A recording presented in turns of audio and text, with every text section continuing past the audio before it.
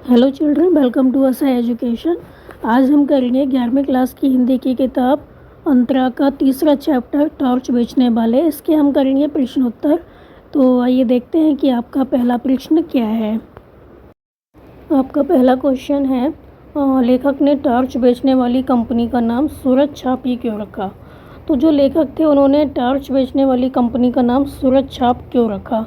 Answer होगा, लेखक ने टॉर्च बेचने वाली कंपनी का नाम सूरज छाप ही रखा क्योंकि जिस तरह सूरज क्या करता है, रात के अंधेरे के बाद दिन में प्रकाश फैलाता है और किसी को डर नहीं लगता, उसी प्रकार सूरज छाप टॉर्च क्या करती है, रात के अंधेरे में सूरज का काम करेगी। मतलब रात को हम जब टॉर्च जलाते हैं तो सब तरफ रोशनी हो जाती है। जैसे सूर्य का प्रकाश क्या करता है, चारों तरफ रोशनी फैलाता है, सूरज जो होता है वो रोशनी देता है, उसी प्रकार ये जो टॉर्च है वो भी रोशनी देगी। तो सूरज छाप टॉर्च रात के अंधेरे में सूरज की रोशनी का प्रतीक है। सूरज जैसी चमक, रोशनी तथा गर्मी भी जो ये टॉर्च है वो देगी। तो सूरज जैसी चमक, रोशनी तथा गर्मी भी ये टॉर्च देगी। सूरज छाप टॉर्च रात के अंधेरे का सूरज है, अतः सूरज छाप नाम रखकर लेखक पाठकों को कंपनी के प्रति आश्वस्त करना चाहता है। वो बताना चाहता है जिस तरह सूरज जो है सब तरफ प्रकाश फैलाता है, उसी तरह जो ये टॉर्च है वो भी आपको रात के अंधेरे में प्रकाश देगी। तो टॉर्च भी प्रकाश करने के काम आती है, इसलिए यह नाम लेखक की बनाई कंपनी तथा कहानी को सार्थकता प्रदान करता है। आपका अगला प्रश्न है, 5 साल बाद दोनों दोस्तों की मुलाकात किन परिस्थितियों में और कहाँ होती है। तो आंसर होगा, 5 साल बाद दोनों की जो मुलाकात होती है वो एक प्रवचन स्थल पर होती है। 5 साल पहले दोनों दोस्त बेरोजगार थे, उनके पास कोई रोजगार नहीं था, लेकिन परिस्थिति पहले की तरह नहीं थी। तो उनमें से एक टॉर्च बेचने वाला और दूसरा उपदेश देने वाला बन गया था। तो 5 साल बाद एक दोस्त क्या देखता है कि मंच पर एक साधु जो है वो भाषण दे रहा है। सब उसका भाषण बहुत ध्यान से सुन रहे हैं। वह लोगों को अंधकार का डर दिखाकर, मतलब लोगों को बताता है कि आपके अंदर क्या है, अज्ञानता का अंधकार है, तो ज्ञान के प्रकाश में आने के लिए कहता है। मतलब वो कहता है कि आपको ज्ञान प्राप्त करना चाहिए। उस साधु की बात सुनकर पहला मित्र हंस पड़ता है, लेकिन जब उसको पता चलता है, वो निकट आता है तो उसको पता चलता है यह तो उसका पुराना वाला मित्र ही है जिसने उसे 5 साल बाद मिलने का वादा किया था। इस प्रकार अचानक दोनों एक दूसरे से मंच पर मिलते हैं। एक साधु बना होता है और दूसरा टॉर्च बेचने वाला। आपका अगला प्रश्न है, पहला दोस्त मंच पर किस रूप में था और वह किस अंधेरे को दूर करने के लिए टॉर्च बेच रहा था।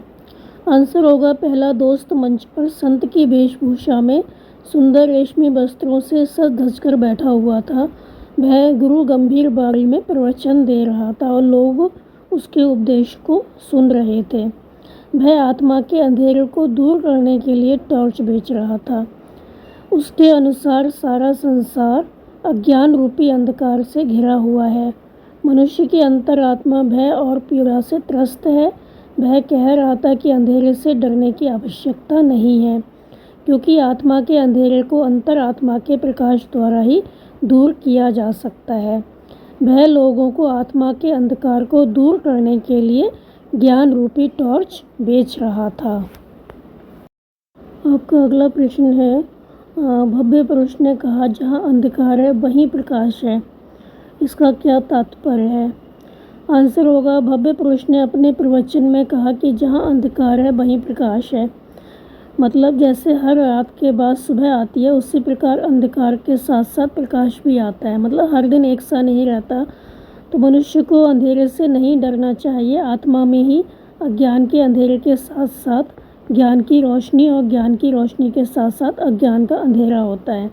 तो मनुष्य के अंदर की बुराइयों में अच्छाई दबी रहती है, जिसे जगाने की आवश्यकता होती है। उसके लिए अपने अंदर ही ज्ञान की रोशनी को ढूंढना पड़ता है। इस प्रकार भव्य पुरुष ने सच ही कहा, जहाँ अंधकार है वहीं प्रकाश है। भव्य पुरुष उस अंधकार की बात कर रहा है जो मनुष्य के मन के भीतर विद्यमान है। इससे मनुष्य सोचने समझने की शक्ति खो देता है। यह अंधकार दुख और निराशा से उपजता है। इसे ज्ञान रूपी प्रकाश से दूर किया जा सकता है। आपका अगला प्रश्न है, भीतर के अंधेरे की टॉर्च बेचने और सूरज चाप टॉर्च बेचने के धंधे में क्या अंतर है, विस्तार से लिखिए। आंसर होगा भीतर के अंधेरे की टॉर्च बेचना, अर्थात यह आत्मा के अंदर बसे अंधेरे को दूर करने से संबंधित है। जहाँ एक तरफ पहला दोस्त अपनी बारी से लोगों को जागृत करने का काम करता है, वह अपने प्रवचन से लोगों के अंदर ज्ञान का प्रकाश फैलाना चाहता है।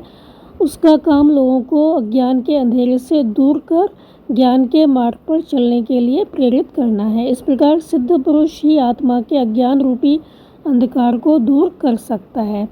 वहीं जो दूसरा मित्र है, वहीं दूसरी ओर दूसरा दोस्त रात के अंधेरे से बचने के लिए सूरज छाप टॉर्च बेचता है। वह लोगों के अंदर वह जो रात का डर होता है वो उत्पन्न करता है, ताकि वो डर कर टॉर्च खरीदें। यह टॉर्च बाहर के अंधेरे को दूर करता है। रात के अंधेरे में मनुष्य को अनेक परेशानियों का सामना करना पड़ता है, जिसे टॉर्च का प्रकाश ही दूर कर सकता है। इस प्रकार वह लोगों को काली अंधेरी रात का डर दिखाकर सूरज छाप टॉर्च बेचता है। दोनों के टॉर्च बेचने के धंधे में बहुत अंतर है। तो एक आत्मा के अंधेरे को दूर करना चाहता है और दूसरा रात के अंधेरे को दूर करने से संबंधित है। दोनों ही प्रकाश फैलाना चाहते हैं, एक हमारे अंदर का प्रकाश और दूसरा बाहर का प्रकाश। तो अज्ञानता रूपी जो अंधकार है उसको दूर करना चाहता है एक, और एक जो अंधेरा होता है उसमें टॉर्च की रोशनी के द्वारा प्रकाश फैलाना चाहता है। आपका अगला प्रश्न है, सवाल के पांव जमीन में गहरे गड़े हैं, यह उखड़ेगा नहीं। इस कथन में मनुष्य की किस प्रवृत्ति की ओर संकेत किया गया है और क्यों?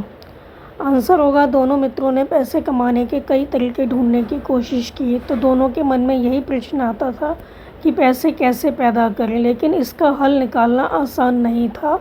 बहुत कोशिश करने के बाद भी जब जवाब नहीं मिला, तो उनमें से एक ने कहा कि सवाल के पांव जमीन में गहरे गड़े हैं, यह उखड़ेगा नहीं। तो इस कथन से मनुष्य की उस प्रवृत्ति की ओर संकेत किया गया है कि किसी सवाल का जवाब ना मिलने पर मनुष्य क्या करता है, उस सवाल को टाल देना ही उचित समझता है।